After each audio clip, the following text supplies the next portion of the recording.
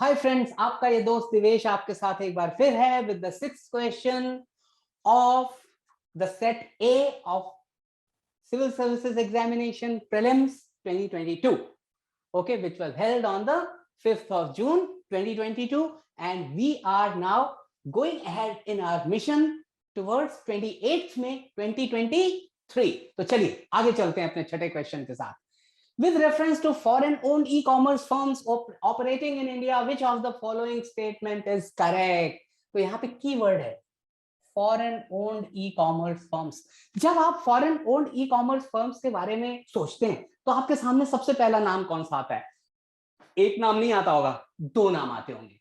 सब तो ये दो नाम है, एक ये नाम है और एक दूसरा नाम आपके सामने आता है ये. ओके, देखिए ये इंडिया की कंपनी थी, इसने अपने आप को बेच दिया लगभग 16 बिलियन यूएस डॉलर्स में. और कब बेचा? करीब 4 इयर्स बैक. और ये इसने अपने आप को किसको बेचा? वेरी राइट, इसने अपने आप को बेचा वॉलमार्ट को. तो अगर इसने बेच दिया तो अब तो ये वाली कंपनी हो गई ना, because Walmart is a US incorporated company.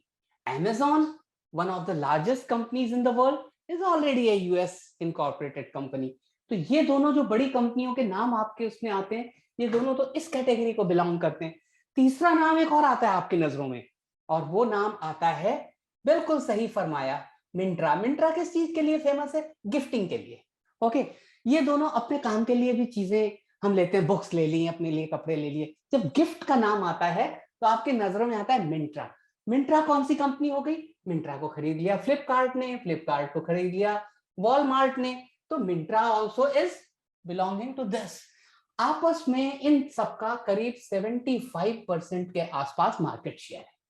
ठीक है, अब आप सोचिए जरा, अपने कॉमन सेंस पे जोर डालिए. They can sell their own goods in addition to offering their platform as market places. कैसे पॉसिबल है बॉस? ये कैसे पॉसिबल है कि फॉरेन ओन्ड कंपनीज अपना लेबल, अपने गुड्स खुद यहां पे बेचेंगी? That will be equivalent to import.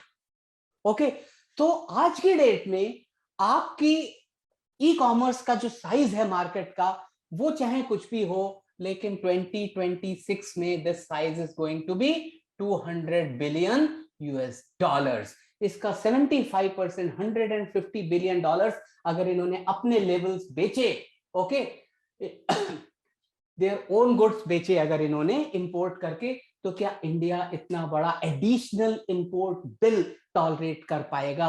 और लग्जरी स्विस वॉचेस, फलाना ढिमकाना, एप्पल के products made in Taiwan, made manufactured in China, India will be flooded with such goods. Okay, तो ये चीज बिल्कुल ही कैंसिल कर दी गई थी कि जितने भी ये foreign owned e commerce platforms हैं, ये they will not be able to sell their own goods in addition to offering their platform as market places. तो फिर क्या करते?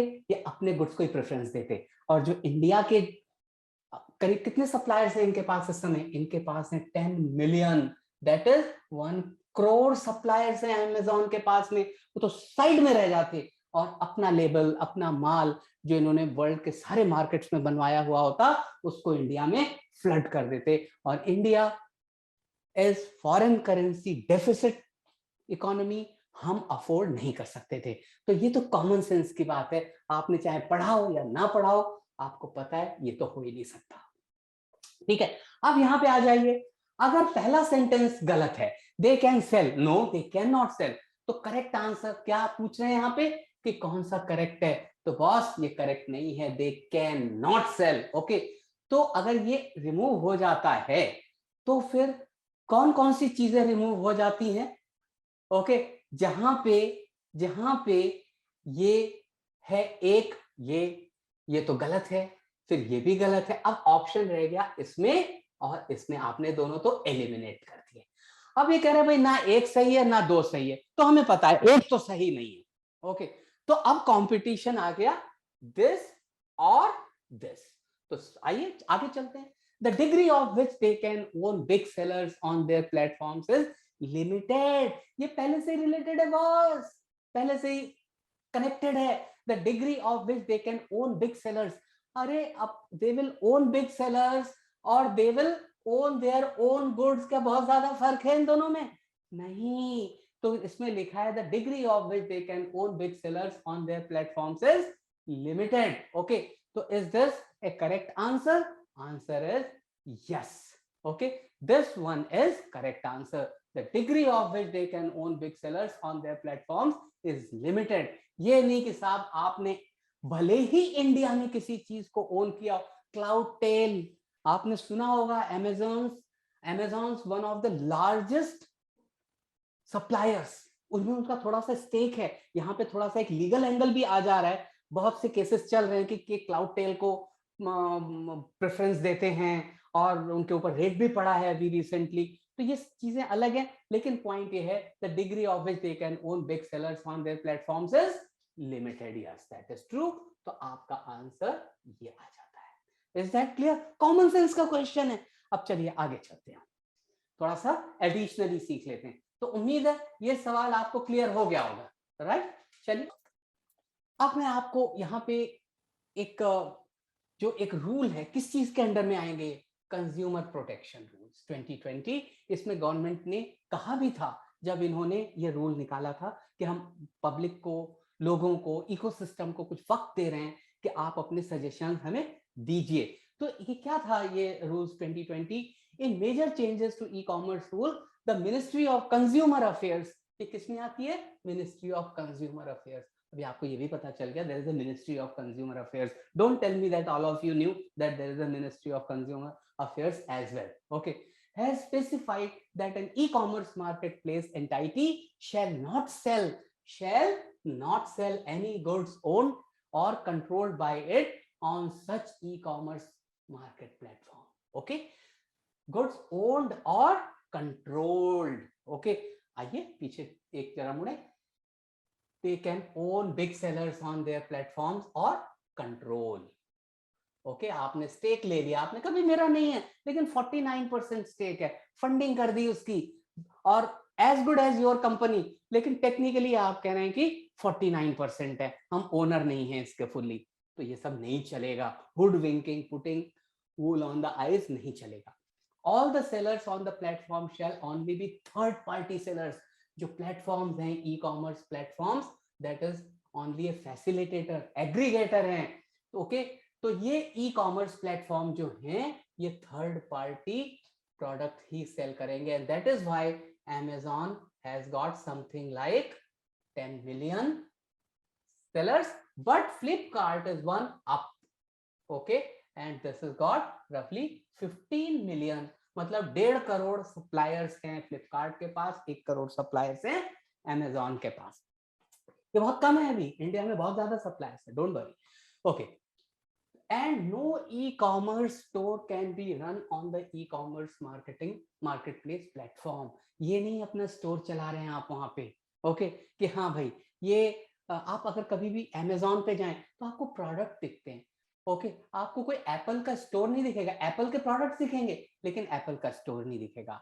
ओके, आपको रितु बेरी के प्रोडक्ट्स दिखेंगे, रितु बेरी की दुकान नहीं दिखेगी। ओके, स्पेशल ट्रीटमेंट नहीं दिया जा सकता। I hope you are clear. ये इस चीज को मैं थोड़ा सा आगे बढ़ाना चाहता हूं और आपको एक ऐसी इकोनॉमिक टर्म जो जनरल अम्ब्रेला टर्म है उसके बारे में थोड़ा सा अवगत कराना चाहता हूं।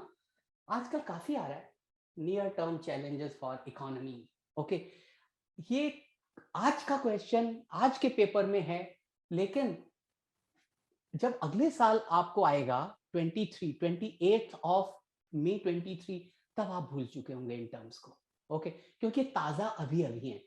Near term challenges for an economy like India और an economy like Brazil, BRICS countries कह लीजिए, हमारा नेबरहुड कह लीजिए, साउथ एशिया, क्या नियर टर्म चैलेंजेस हैं? देखिए, सबसे बड़ा चैलेंज हमारे जैसी इमर्जिंग इकोनॉमीज के लिए, न्यूली इंडस्ट्रियलाइज नेशंस के लिए क्या होता है? फिस्कल डेफिसिट मैनेज करना। डेफिसिट जैसा आपको पता ही है, इसका मतलब होता है कमी। Expenditure exceeds revenue, that is fiscal deficit. इसका उल्टा हो जाएगा, रेवेन्यू प्लस है, ये माइनस है, तो फिस्कल सरप्लस हो जाएगा आपका। तो फिस्कल डेफिसिट को मैनेज करना एक नियर टर्म चैलेंज हमारे लिए होता ही होता है।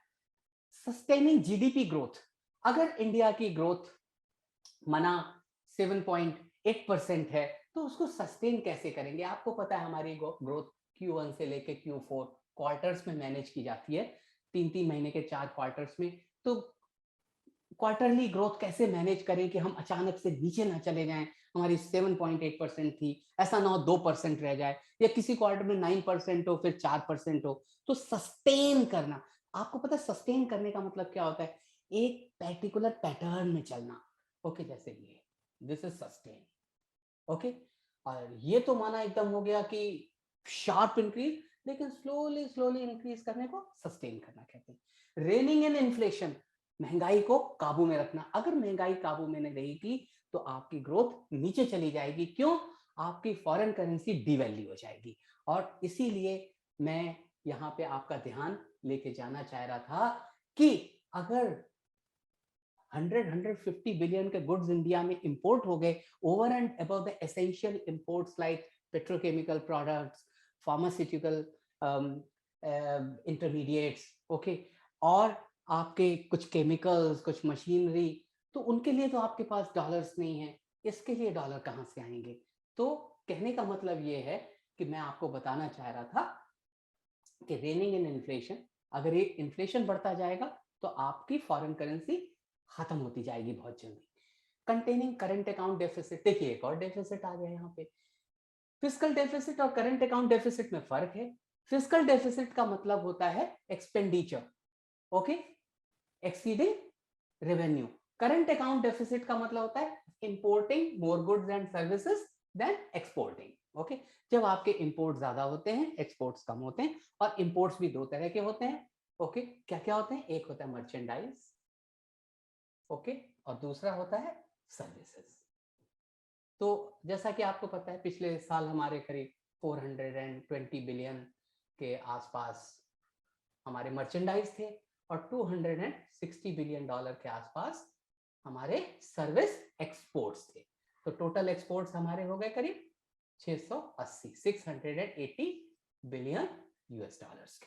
ठीक है, तो मर्चेंडाइज एंड सर्विसेज का इंपोर्ट अगर ज्यादा हो तो हमारा करंट अकाउंट डेफिसिट या कैड सिचुएशन कहलाती है।